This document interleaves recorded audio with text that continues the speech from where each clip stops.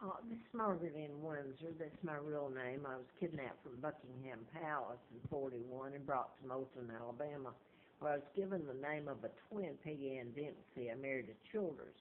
Both twins were dead, and it was a horrific lifestyle where I lived. I put this on a whole bunch of videos and about being kidnapped and finding out my real name in 1983 during a political campaign to replace a doctor I'd written about, Larry McDonald, U.S. Congressman and doctor in Atlanta. And I was flown out to Larry Flint's because the doctor I wrote about, his plane went down, the KAL passenger plane, shot down August 31st of '83. And this is almost like linked. I'm writing about him, the plane goes down, and I'm writing about mind control.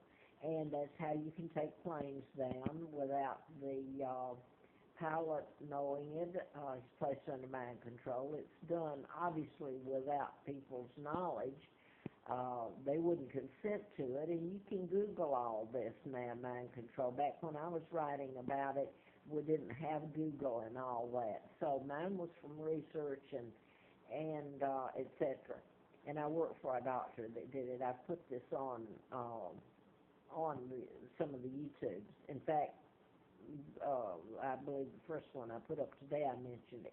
But anyway, it's a way to, it's what's kept this unwrapped so that nobody will tell it, the media won't, is here in this country, is after my kidnapping, all the, in '41, and take down of my father. And I try to give background, and I don't know, maybe people are tuning out. Usually I have documents and stuff laid out so you can follow it, but I'll just make it short. I meant to just leave the other two videos because I'm having a rough time. I guess it's my health. I might live a little longer if I didn't put anything else up here. Let me put it that way. But I wanted to say this, and I'll just cut it off. If it sounds garbled, I'm sorry. I've put it all up there, and I'm not sure people are even listening, and the press was not going to tell it. They may not tell it now. Mind control has been done in patterns, and it was deliberately done because mind control is invisible. So how would you prove it? You'd never know how many people have died. It goes back to the Tesla files and the information that was stolen from Tesla back in the '30s. So you can go on back. I don't know how far back it's been used. It's a form of hypnosis. And right now, the psychiatric, I'm shocked that none of them have spoken out. The one that did, Jonas Robicher, who was professor of law and psychiatry at Emory University, and in the last book I believe it was the very last one, The Power of Psychiatry, that he wrote, he was murdered, and it was made to look like natural cause. He was a decent man, a good man, and he put my cases that I wrote about in my book I tried to get published on mind control, 10 of them in the last chapter of that book, The Power of Psychiatry.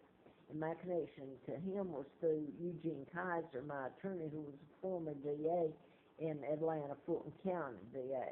I believe Slayton, well, he's deceased now, but Slayton knew all this. He really did. And he's a friend of Grace, Nancy Grace. So I really can't understand Nancy Grace because she knows, because she worked there. She has to know she was close friends. So anyway, she has to know about mind control.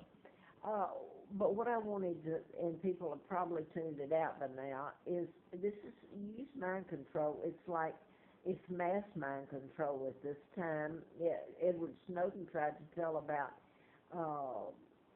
things, and look where he's at. He's exiled to Russia. And some people wanted him dead. I don't think they understand, or they don't care. I don't know. They certainly needed to know it, and if the press ever tells it, they're going to understand it then. A lot of people have been executed for crimes they didn't commit, but you can mass mind control armies now. It's reached that height. It's like a game of chess.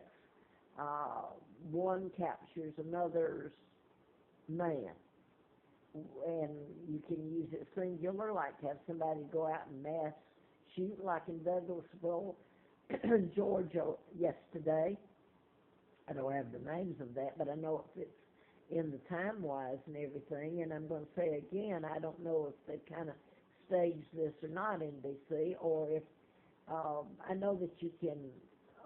Brian Williams, I'll just say this, because I don't know. The name Williams and Scott Pelley could fit into it, so somebody would come up and try to discredit me because they haven't listened to it.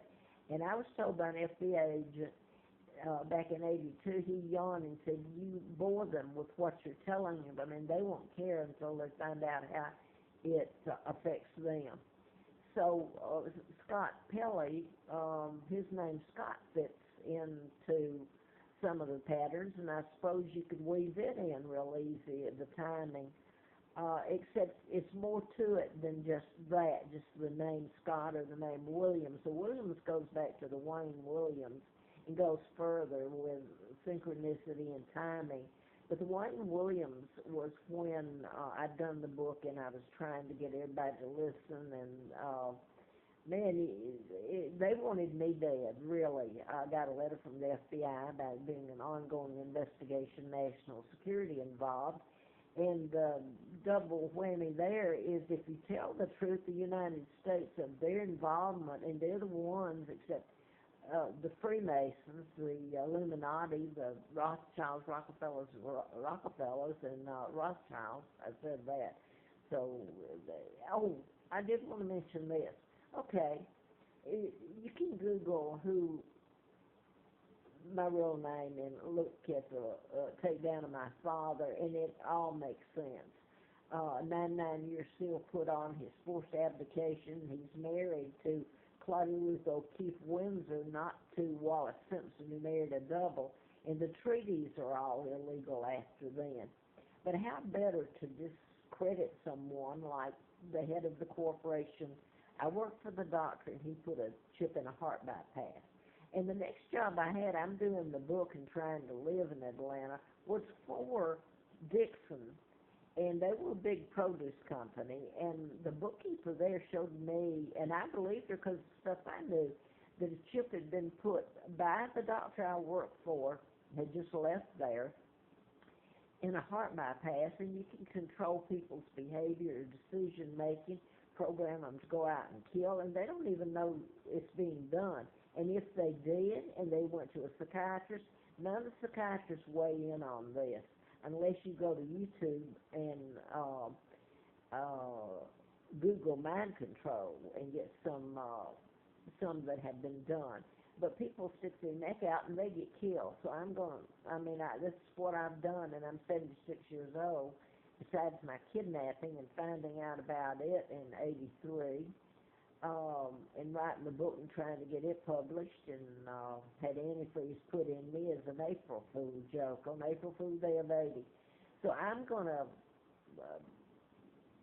go off here. I think I've done all I can if I'm going to stay alive at all, and hopefully my children are alive and I see them, and I'd like to go home and have the truth be told of what's been done to the British people, the citizens of Great Britain and of Germany and the United States. There's been some here, and I don't want to say anything bad about them who have tried to help Great Britain and what's been done to me and to the British. So anyway, it's like a game of chess. They capture your man, you capture theirs, and now then whole armies can be placed under mass mind control. And you got, I don't know, look at the situation that is going on now. And as far as Brian Williams, I'm just going to say this. It fits into the patterns, and it's the producers that either can make the decision to delete something or put it on the air. And I was told that by an NBC when I took stuff to, not NBC, CNN. some years back.